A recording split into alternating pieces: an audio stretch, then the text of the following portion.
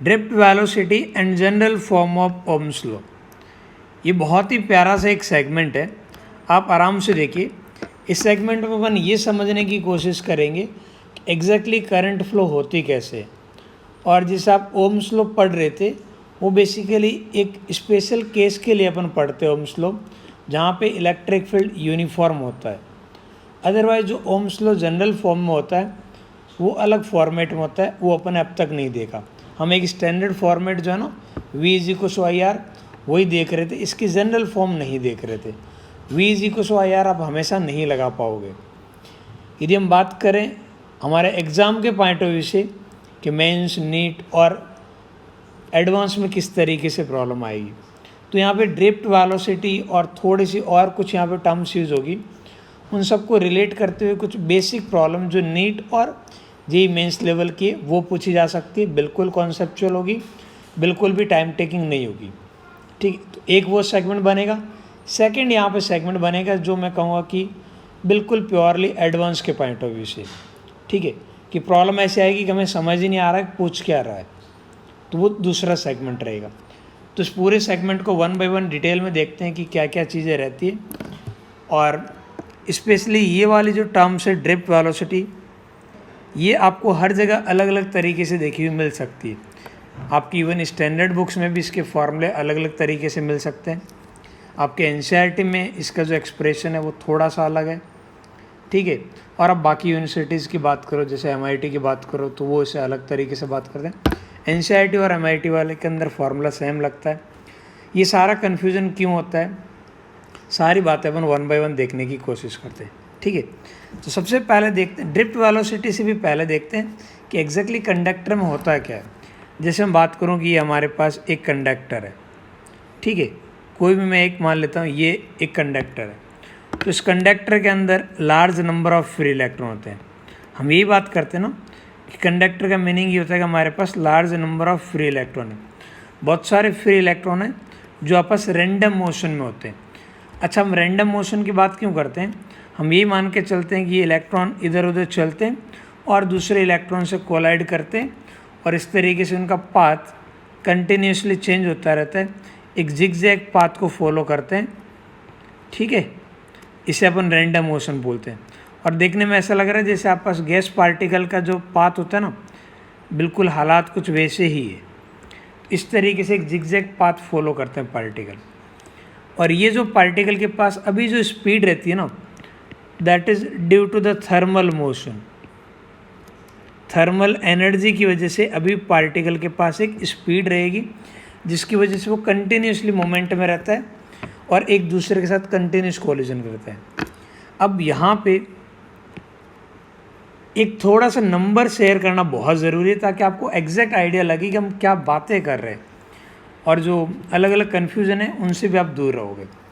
ये thermal energy की वजह से जो पार्टिकल की स्पीड रहेगी, यानी कि जो यहाँ फ्री इलेक्ट्रॉन की स्पीड रहती है वो बहुत ही लार्ज स्पीड रहती है। अप्रोक्सीमेटली आप बोल सकते हो 10⁶ मीटर पर सेकेंड, यानी मैं इसे ऐसा भी लिख सकता हूँ, आपके पास 1000 किलोमीटर पर सेकेंड अप्रोक्सीमेसी इस ऑर्डर में आ रही है। समझ में आ रही है बात, बहुत ही लार्ज नंबर न्यूमेरिकल वैल्यू है ये। तो थर्मल एनर्जी की वजह से अप्रोक्सीमेटली इस ऑर्डर में आपके पास पार्टिकल की स्पीड रहेगी। लेकिन इसके बावजूद भी इलेक्ट्रॉन कहीं जा नहीं पाते, इफेक्टिव इलेक्ट्रॉन का मोशन नहीं हो पाता। रीज़न, क्योंकि इनका कंटिन्यूसली ये कोलिजन करता है जिससे इनकी मोशन की डायरेक्शन चेंज होती रहती है।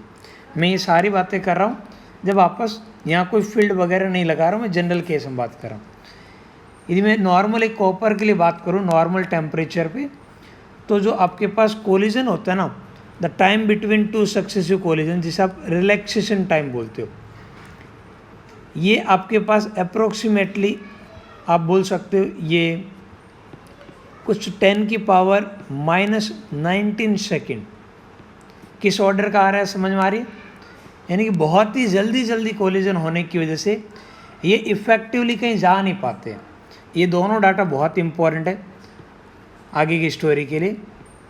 आपको एक आइडिया लग रहा होगा कि स्पीड कितनी ज़्यादा है और दूसरी कोलिजन कितना जल्दी हो रहा है। ये एवरेज टाइम है, time between average time between two successive collision. ठीक है, ये दोनों डाटा यदि आपको समझ में आए तो यहाँ से ये समझ में आ रहा है कि सारे इलेक्ट्रॉन कंटिन्यूसली चल रहे हैं, इसके बावजूद भी वो कहीं जा नहीं पाते। रीज़न कंटिन्यूस कोलिजन की वजह से उनकी डायरेक्शन चेंज होती रहती है और एक जिगजैग मोशन के अंदर वो चलते रहते हैं। बहुत बढ़िया। अब इस स्टोरी के अंदर एक नया एंगल देखते हैं कि जैसे यहाँ पे आप इलेक्ट्रिक फील्ड अप्लाई करते हो, इस स्टोरी के अंदर इस कंडक्टर पे सपोज मैं एक इलेक्ट्रिक फील्ड अप्लाई करता हूँ। ठीक है, जैसे मैं इलेक्ट्रिक फील्ड अप्लाई करूँगा, अब जितने भी फ्री इलेक्ट्रॉन हैं उन सारे फ्री इलेक्ट्रॉन पे एक फोर्स लगेगा और वो फोर्स आपके पास लिख सकते हो। फोर्स की न्यूमेरिकल वैल्यू की बात करो तो charge multiply with electric field इतना लगेगा। और एक्सेलरेशन की बात करूं तो एक्सेलरेशन लिख सकता हूं फोर्स अपॉन मास। तो ये इतना आपके पास एक इलेक्ट्रॉन पे लगने वाला फोर्स होगा divide by mass of electron. बढ़िया है। अच्छा, अब यदि आप इस फोर्स की बात करो, इस एक्सेलरेशन की बात करो, और एक आप दिमाग में ये रखो कोलिजन, दो चीज़ें आप एक साथ सोचो भाई। तो आपके पास दो कोलिजन के बीच में ये जो आपके पास इलेक्ट्रिक फील्ड है, ये एक ही डायरेक्शन के अंदर पार्टिकल को कंटिन्यूसली मूव करवाने की कोशिश करेगा। और इसकी वजह से ये जो आप फोर्स लगा रहे हो, इस फोर्स की वजह से मैं जनरली सपोज जैसे मैं एक पोटेंशियल डिफरेंस अप्लाई करता हूँ कुछ 10 वोल्ट के आसपास का, इस तरीके से, तो जो आपके पास फोर्स की वजह से जो पार्टिकल चल पाता है, इफ़ेक्टिवली एक डायरेक्शन में शिफ्ट हो पाता है, उसकी जो एवरेज स्पीड होती है जिसे हम ड्रिफ्ट वेलोसिटी बोलते हैं, इसका जो ऑर्डर होता है ना, इट इज़ बेसिकली आप बोल सकते हो कि ऑलमोस्ट सेंटीमीटर पर सेकेंड के ऑर्डर में आपके पास आता है। अप्रोक्सीमेटली मैं बोल सकता हूँ सेंटीमीटर पर सेकेंड, लगभग इस ऑर्डर में आता है। यानी कि जो ड्रिफ्ट वेलोसिटी है, इसकी यदि मैं वैल्यू की बात करूँ तो आपके पास ये थर्मल वेलोसिटी के रेस्पेक्ट में ऑलमोस्ट ना के बराबर है। ठीक है, जो ड्रिफ्ट वेलोसिटी क्या बोल रहा हूँ मैं, वो वेलोसिटी जिसे इफ़ेक्टिवली एक पर्टिकुलर डायरेक्शन में चल पा रहा है। ठीक है, तो वो आपके पास इफ़ेक्टिवली लगभग इस ऑर्डर में चल पाते हैं, जो कि बहुत ही ज़्यादा कम है compare to the thermal speed. ठीक है, और ये चीज़ अपन डिराइव करने की कोशिश करेंगे, ये एग्जैक्टली किस पे डिपेंड करनी चाहिए, कितनी होनी चाहिए, ये हमारा मोटिव है यहाँ पे। लेकिन आप उससे पहले ये समझना ज़रूरी है नंबर के साथ डाटा को। ठीक है, यानी ये कंटिन्यूसली कोलाइड करते रहेंगे लेकिन इफ़ेक्टिवली एक पर्टिकुलर डायरेक्शन के अंदर चलते रहेंगे। इन पे जो फोर्स लगेगा इलेक्ट्रॉन पे, वो इलेक्ट्रिक फील्ड के अपोजिट लगता है, तो उसके अपोजिट इफ़ेक्टिवली धीरे धीरे शिफ्ट होते हुए नज़र आते हैं ये, और बहुत ही धीरे। समझ रहे हो, ऑर्डर देखो इन दोनों में कंपैरिजन। चलो भाई, अब अपन बात करते हैं ड्रिफ्ट वेलोसिटी को डिराइव करने की कोशिश करते हैं कि ये कितनी होनी चाहिए। ठीक है, यहाँ पे ड्रिफ्ट को डिराइव करने के लिए देखते हैं अपन किस तरीके से बातें करते हैं। लो भाई, अपन एक काम करते हैं, यहाँ पे मैं मान लेता हूँ यू आपके पास वेलोसिटी है जस्ट आफ्टर कोलिजन। क्या है? Velocity just after collision. ये मैं इलेक्ट्रॉन की वेलोसिटी एज्यूम करके चल रहा हूँ, ये इलेक्ट्रॉन की वेलोसिटी मान लेते, यहाँ से यहाँ तक की बात कर लेते, यहाँ से यहाँ तक की बात कर रहा हूँ मोशन। तो यहाँ पे कोलिजन के जस्ट बाद में जो वेलोसिटी है, मैं इसको u बोल रहा हूँ। ठीक है, और मैं v लेता हूँ वेलोसिटी आफ्टर t टाइम, यानी कोलिजन के बाद में, मैं कोलिजन के जस्ट बाद में इलेक्ट्रॉन के मोशन को देखना चाह रहा हूँ मैं। तो मैं बात कर रहा हूँ वेलोसिटी आफ्टर टी टाइम, यानी कोलिजन की टी टाइम बाद में जो वेलोसिटी है मैं v मानता हूँ।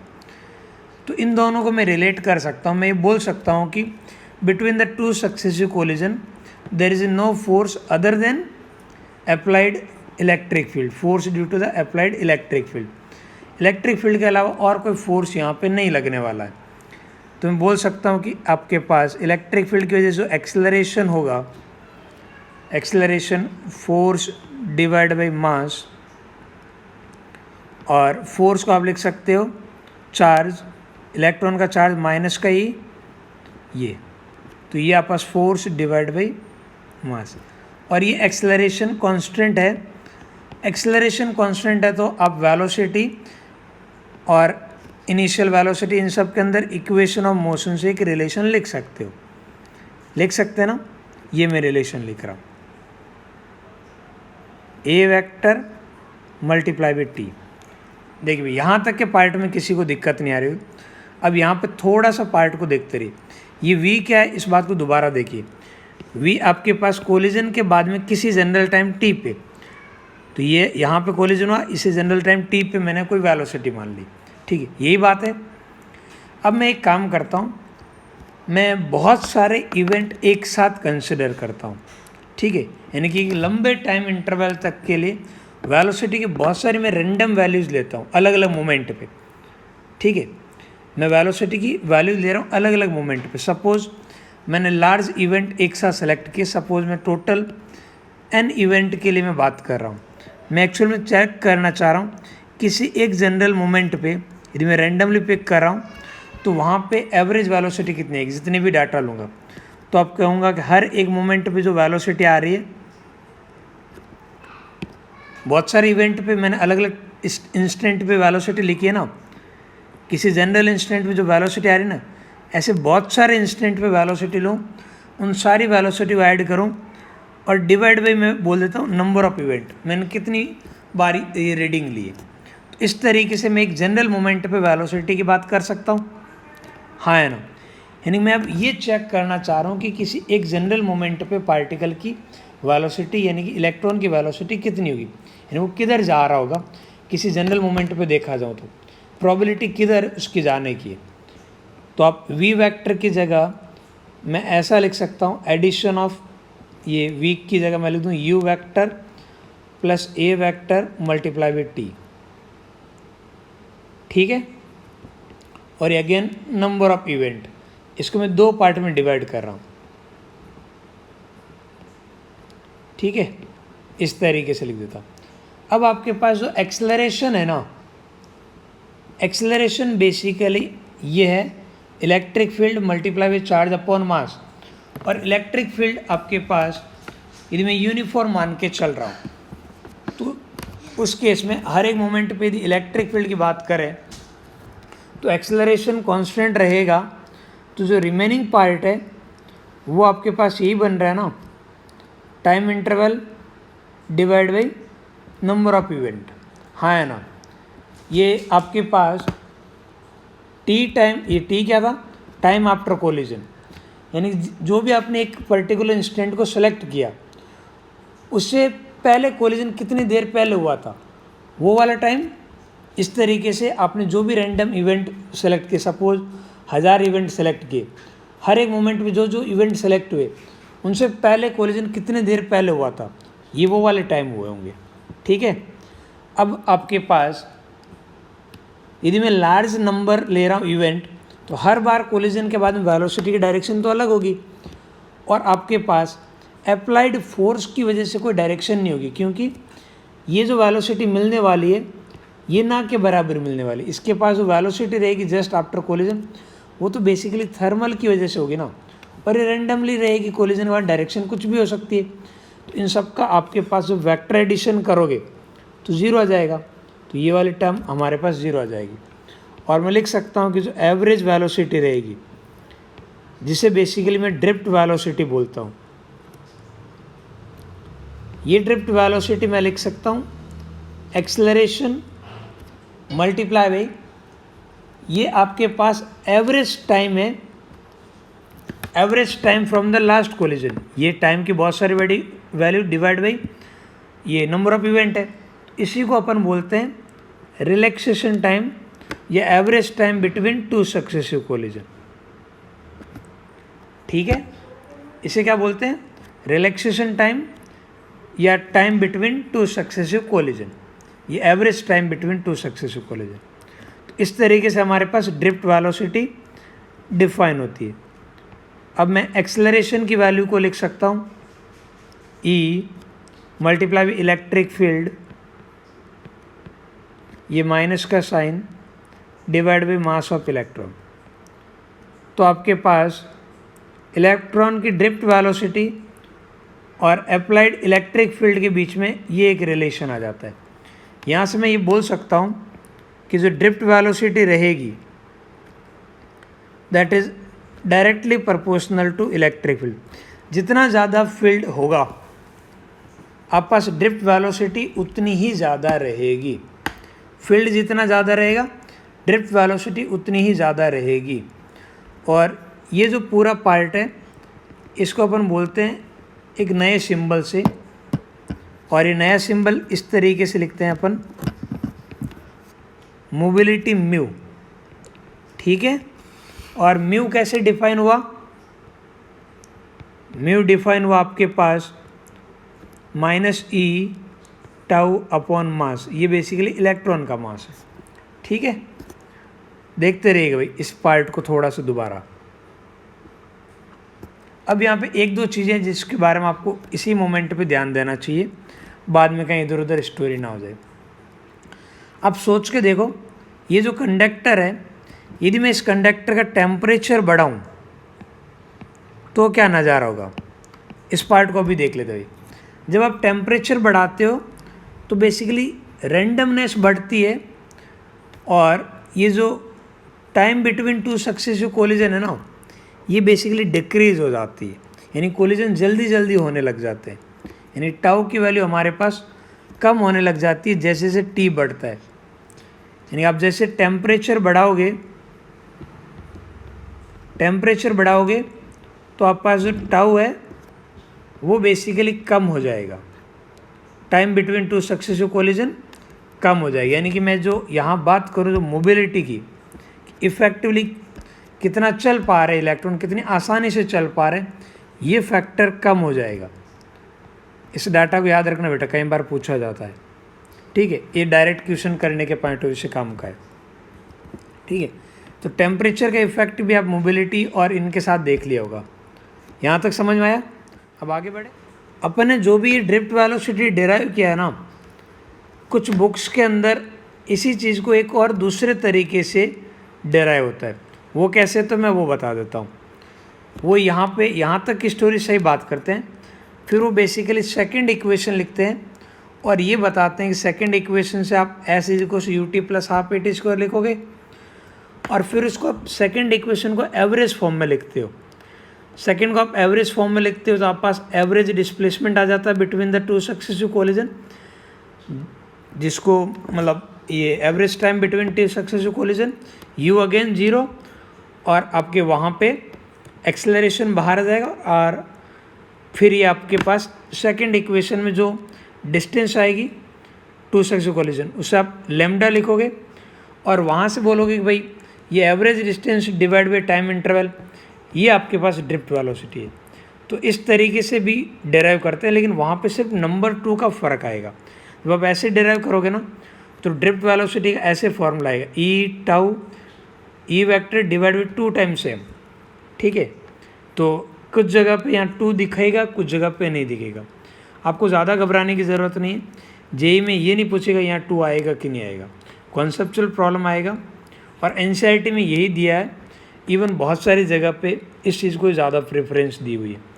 दूसरा तरीका थोड़ा सुनने में और समझने में ज़्यादा इजीली डाइजेस्ट हो जाता है, बट हम इसी को फॉलो करते हुए चलेंगे सीबीएसई के अकॉर्डिंग।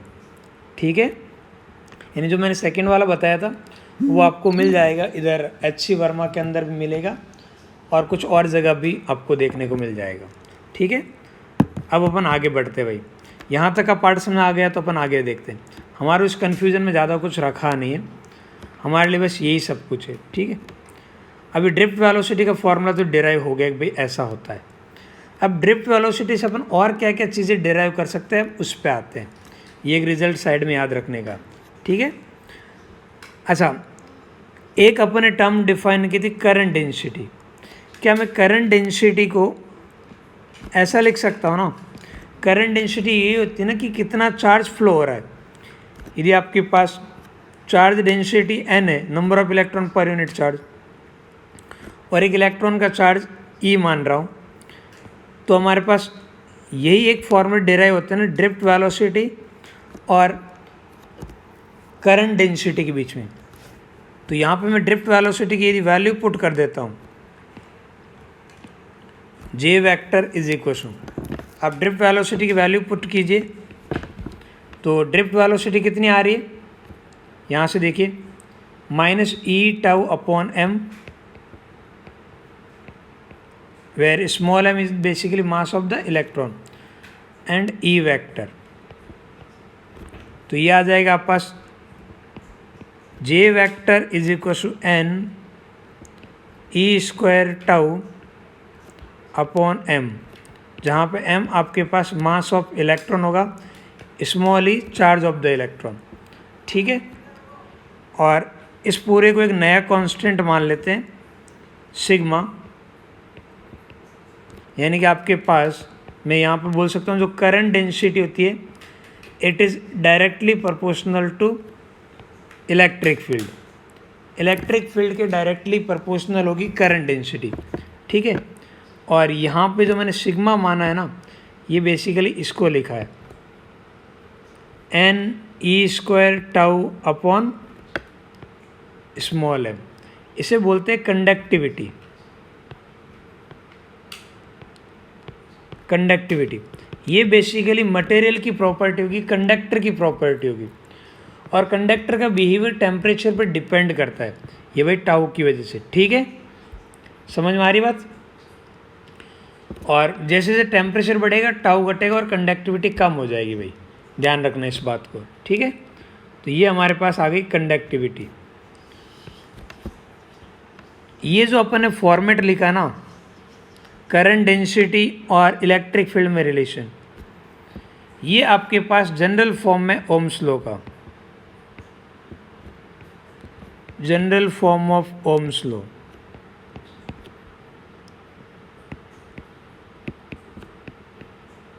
आप ऐसा भी बोल सकते हो vector form of Ohm's law, Ohm's law का वेक्टर फॉर्म। ठीक है, और ये बहुत ज़्यादा इंपॉर्टेंट है। ये जो अपन ने डिराइव किया ना, ये हमेशा वैलिड रहेगा, ये वाला फॉर्मूला ओम्स लॉ का। और जो अपन ने बाकी डिराइव किए वो हमेशा वैलिड नहीं रहेंगे भाई। क्यों नहीं रहेंगे, अभी आगे देखते हैं भाई। अब आगे देखो भाई, जे समझ में आ गया जे क्या होता है। एक और बात अपन ने डिराइव की थी, ये करंट डेंसिटी डिराइव हो गया। आप पास जो करंट है, क्या करंट को अपन ऐसे नहीं लिख सकते, current is basically flux of the current density. ये अपन ने लेक्चर 1 के अंदर बात लिखी होगी। ठीक है, और इसकी वैल्यू पुट करता हूँ तो सिग्मा बाहर आ जाता है, ये बनेगा E vector dot D A vector, यही बन रहा है। और भाई इसको आप एक और चीज़ लिख सकते हो,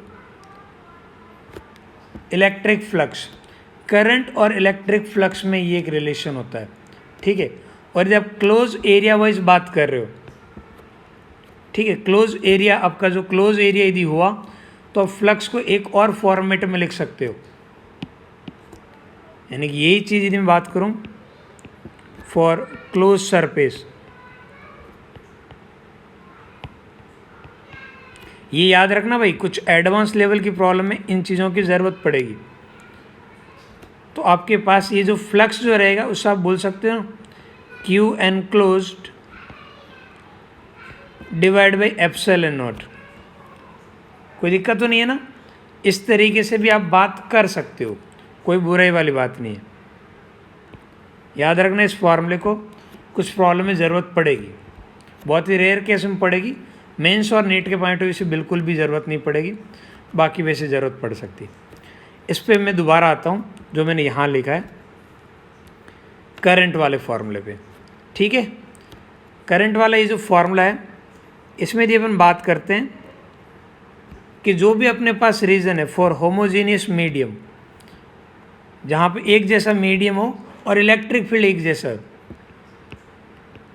फॉर यूनिफॉर्म इलेक्ट्रिक फील्ड,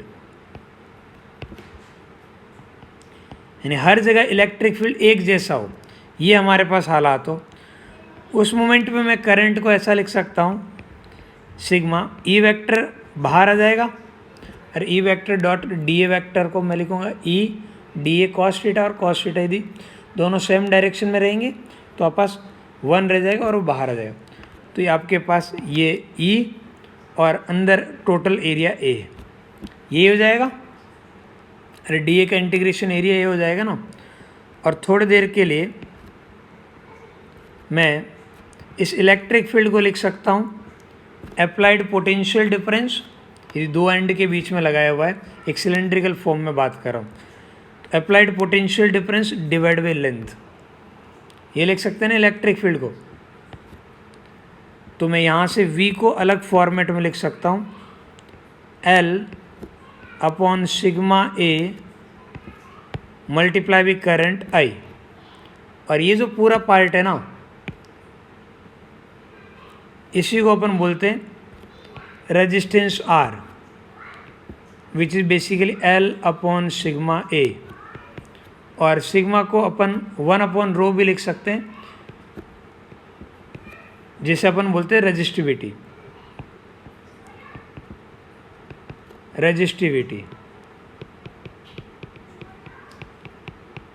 ये आपके पास जो ओम्स लॉ की फॉर्मेट है ना, V is equal to IR। ये basically throughout the length, L length में एक जैसा इलेक्ट्रिक फील्ड होगा और आपके पास एरिया भी एक जैसा है, उसके केस में ये फार्मूला यूज़ करेंगे, अदरवाइज अपन ये फार्मूला यूज़ नहीं करेंगे। याद रखिएगा भाई, ठीक है। ये एक स्पेशल केस है, हमेशा वैलिड नहीं रहेगा, लेकिन ये वाली चीज़ हमेशा वैलिड रहेगी जो अपन ने इस फॉर्मेट में लिखा है। तो it's all about general form of Ohm's law and drift velocity. Hope कि आपको बहुत कुछ यहाँ सीखने को मिला।